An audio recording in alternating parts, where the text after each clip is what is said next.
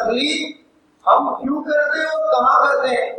کہ تقلید اس کا نام ہے ماہر شریعت کی بات کو ماننا، لیکن یہ بات کہاں ماننی ہے؟ پورے مذہب اسلام میں نہیں، پورے مذہب اسلام میں ہم مقلد نہیں ہیں۔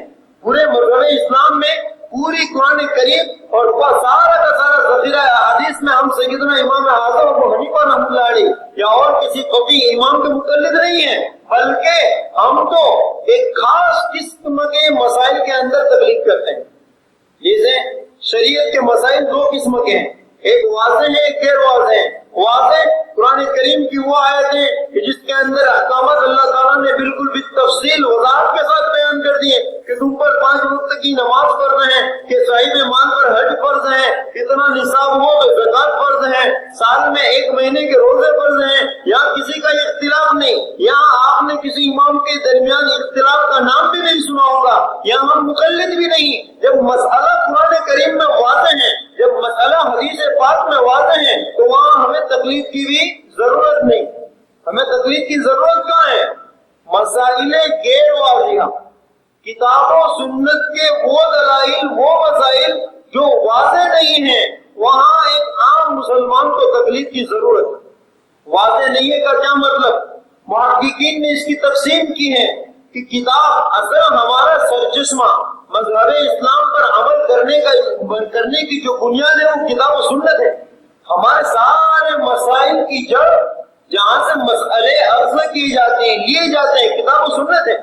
چاہے آج لوگ کتاب قرآن اور حدیث کے نام پر لوگوں نے یہ شور مچا دیا کہ نہیں قرآن حدیث پر تو ہم ہی عمل کرتے ہیں، یہ لوگ تو مقلد ہیں، حنفی ہیں، یہ تو ابو حنیفہ کے قول پر ان کے فتووں پر عمل کرتے ہیں، یہ قرآن حدیث کو ماننے والے نہیں ہیں، یہ تو ہدایہ کو، در المختار کو، فتاوی کی اپنی کتابوں کو ماننے والے ہیں۔ نہیں میرے عزیزو، یہ جھوٹ ہے، یہ بہتان ہے۔ اگر انصاف کے ساتھ ایک مسلمان اس کی تحقیق کرے تو ان دھوکے بازوں کی، ان مکار اور فریب دینے والوں، امت کو فریب دینے والوں کے مکر و فریب انسان کے سامنے واضح ہو کر کھل کر آ جائے۔ حقیقت کیا ہے کہ یہ غیر واضح مسائل کی چند اقسام ہیں کہ ایک کتاب و سنت کا وہ مسئلہ جو منسوخ نہ ہو، جسے ہم کہیں گے مسائل غیر منسوخہ، معنی عام فہم انداز میں جسے کہیں گے کہ مسئلے کا ذکر نام کے ساتھ قرآن کریم میں یا حدیث میں موجود نہ ہو۔ جیسے اللہ تعالیٰ ارشاد فرماتے ہیں یا ایھا الذین آمنوا انما الخمر والمیسر والانصاب والازلام رجس من عمل الشیطان، کہ ایمان والوں کہ بے شک شراب، اس آیت کریمہ میں اللہ تعالیٰ نے لفظ شراب کا ذکر کیا کہ شراب یہ شیطان کی گندگی ہے، یہ کیا ہے؟ حرام ہے۔ اب آئیے ہمارے دور کے اندر ایک چیز ہے بھنگ، ہمارے دور کے اندر ایک چیز ہے بھنگ کہ جس سے نشہ کیا جاتا ہے جو عقل کو ظاہر کر دیتا ہے، براؤن شوگر۔ اب آپ اسی لفظوں کو لے کر قرآن کریم کے اندر تحقیق کیجئے کہ کیا بھنگ کا لفظ قرآن میں موجود ہے؟ نہیں ہے۔ کیا براؤن شوگر کا لفظ قرآن میں موجود ہے؟ نہیں ہے۔ تو یہ مسئلے کا نام کیا ہے؟ مسائل غیر منسوخہ، کہ نص قرآن کی آیت اس کے نام کے ساتھ نازل نہیں ہوئی، اللہ تعالیٰ نے اس کی بنیاد کو قرآن میں بیان کیا ہے۔ تو اب قرآن کی گہرائی سے مسئلہ کون نکالے گا؟ عام مسلمان نہیں نکالے گا۔ اگر یہ اختیار عام مسلمانوں کو دے دیا گیا کہ قرآن حدیث اپنے گھروں کو کسی امام کی، کسی فقیہ کی، کسی کی ماہر شریعت کی تقلید کرنے کی ضرورت نہیں، تو بھنگ پینے والا اپنی خواہش سے مسئلہ نکالے گا کہ اس میں کہاں نشہ ہے، شراب کا حکم اللہ نے حرام کیا، اس کا تو نام ہی نہیں ہے، جائز ہے، یہی کرے گا۔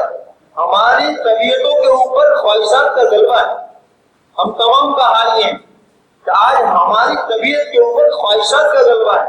ہم تمام کا نفس یہ چاہتا ہے کہ میں اپنی منمانی کروں، کہ مجھے ہر چیز کے اندر سہولت ہو، آسانیاں ہو، تو جہاں میری سہولت ہوگی میں ویسا مسئلہ نکالوں۔ ایسا ہم تمام کی طبیعت پہ جب خواہشات ہیں تو میں اپنی خواہشات کے مطابق مسئلہ نکالوں گا، اور شیطان وہاں پر مجھ پر میری خواہشات کو لے کر حاوی ہو جائے گا۔ ہاں اس کا لفظ قرآن میں کہاں ہے؟ تو جو پیتا ہے چاہے اس میں نشہ ہے، لیکن اللہ نے اس کا ذکر قرآن میں نہیں کیا، لہذا یہ حرام ہے۔ ہاں شراب کا ذکر ہے، شراب حرام۔ بات توجہ سے سننا، آگے میں اس کا خلاصہ حضرات کے سامنے پیش کروں گا کہ ہم کیوں مقلد ہیں۔ آئیے اس کے بدل میں، اس کے مقابلے میں آپ ہمارے مسئلوں کا حل کر دو، ہم اماموں کی تقلید چھوڑ دیتے ہیں، ہم فقہا کی بات کو چھوڑنے کے لیے تیار ہیں، لیکن جس طرح ان مسائل مسائل میں ہم فقہا کی بات مانتے ہیں، ہم ائمہ کرام کی وہ بات مانتے ہیں جو کتاب و سنت کے مطابق ہیں، تم کیا کرتے ہو؟ اے غیر مقلد ہو، تم کیا کرتے ہو؟ کیا تمہارے پاس وحی آتی ہے؟ کیا تمہارا بھی کوئی امام ہے؟ کیا تم کو بھی کوئی عالم بتاتا ہے کہ جب نہ وحی آتی ہے، نہ کوئی تمہارا امام ہے، نہ تم عالم کی بات کو ماننے کو واجب اور ضروری سمجھتے ہو، تو پھر کہاں سے لاتے ہو مسئلے؟ پھر کہاں سے لاتے ہو مسئلے کہ جس چیز کو تم شرک اور گناہ بتلاتے ہو، گمراہی بتلاتے ہو، تم خود اس کی دلدل میں پھنسے ہو۔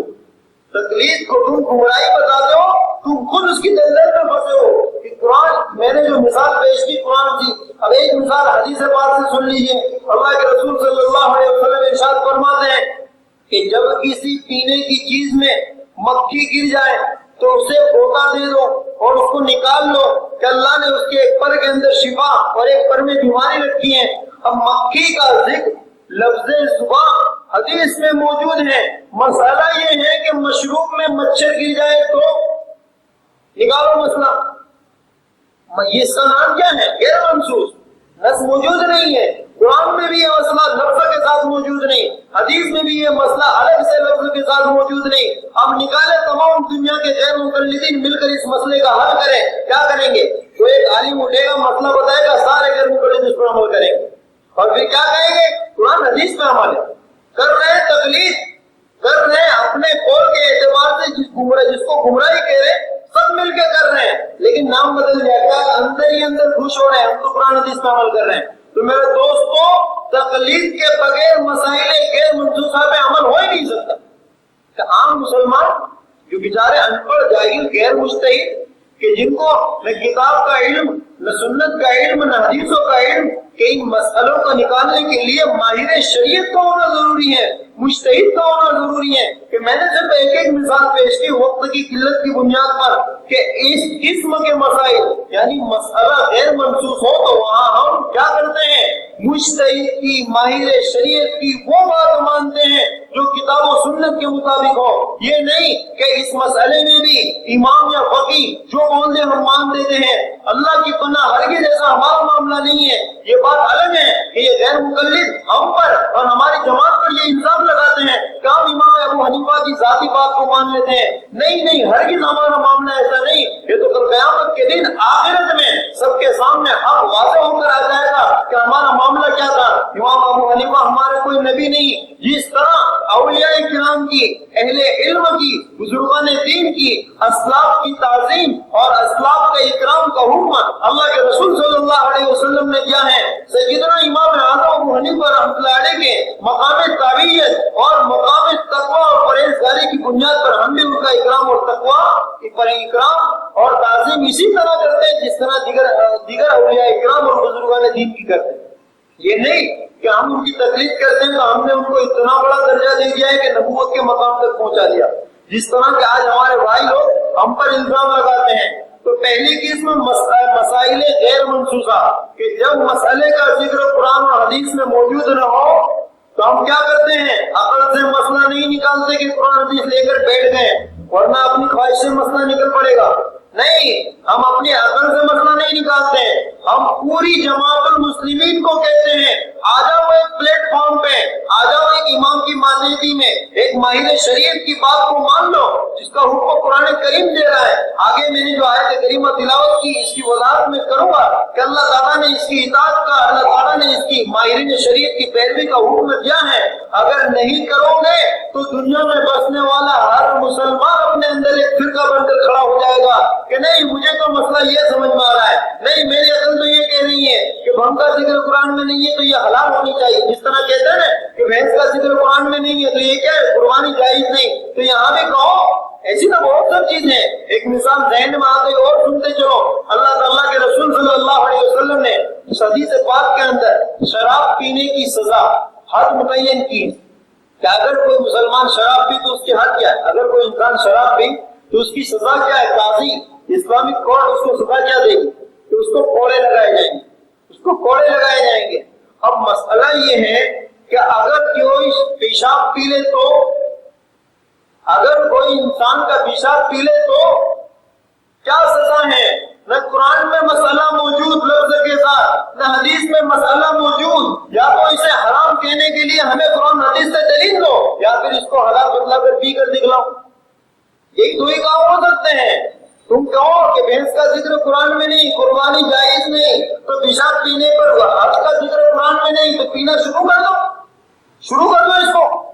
کہ وہاں بھی یہ کہتے ہوئے چل پڑیں گے۔ اس طرح ہمارے اس ملک کے اندر مشرک لوگ جانوروں کا پیشاب پیتے ہیں، تو پھر بقول ان کے دلیل حدیث میں نہیں ہے تو یہ جائز ہو جائے گا، ان کے مطابق لفظ حدیث میں نہیں ہے تو جائز ہو جائے گا۔ میرے بھائیوں، مسئلہ یہی ہے کہ یہ کتاب و سنت کے وہ مسائل ہیں کہ جہاں تک عوام الناس کا ذہن نہیں پہنچتا، جہاں تک عوام کو اس کا علم نہیں ہے، بولے بھالے مسلمانوں کو، نوجوانوں کو اس کا علم نہیں ہے، لوگوں کی جہالت کا فائدہ اٹھا کر یہ لوگوں کو گمراہ کر رہے ہیں، لوگوں کی اس جہالت کا فائدہ اٹھا کر یہ لوگوں کو گمراہ کر رہے ہیں کہ مسئلہ غیر منسوخ ہو تو وہاں ہم کہتے ہیں کہ ہم تقلید کرتے ہیں، یہ غیر مقلد کیا کرتے ہیں؟ بھائی مسئلہ ہی قرآن حدیث میں لفظ کے ساتھ موجود نہیں ہے تو آپ تم کہاں سے لاؤ گے؟ یہی ہوگا کہ یقینی طور پر تم میں ایک عالم سب کو مسئلہ بیان کرے گا اور باقی کے لوگ اس پر عمل کریں گے، پھر کہیں گے منہج اہل حدیث، نام رکھ دیں گے منہج اہل حدیث، تاکہ اندر آپس میں بھی ٹکراؤ نہ ہو، اسی پہ سب چلو۔ لیکن آپ اس کی تحقیق میں جاؤ اور پوچھتے چلے جاؤ کہ سب سے پہلے یہ مسئلہ کس نے بتلایا۔ اتنا تو ذہن میں ہے کہ نہ اللہ نے بیان کیا لفظ کے ساتھ، نہ اللہ کے رسول صلی اللہ علیہ وسلم نے بیان کیا لفظ کے ساتھ، تو بتایا تو کس نے بتایا؟ کسی غیر نبی نے بتلایا، چاہے تم میں سے ہو۔ غیر نبی کی بات کو ماننا تو تمہارے نزدیک شرک اور گمراہی ہے، تو تم کس دلدل میں پھنسو؟ دوسری چیز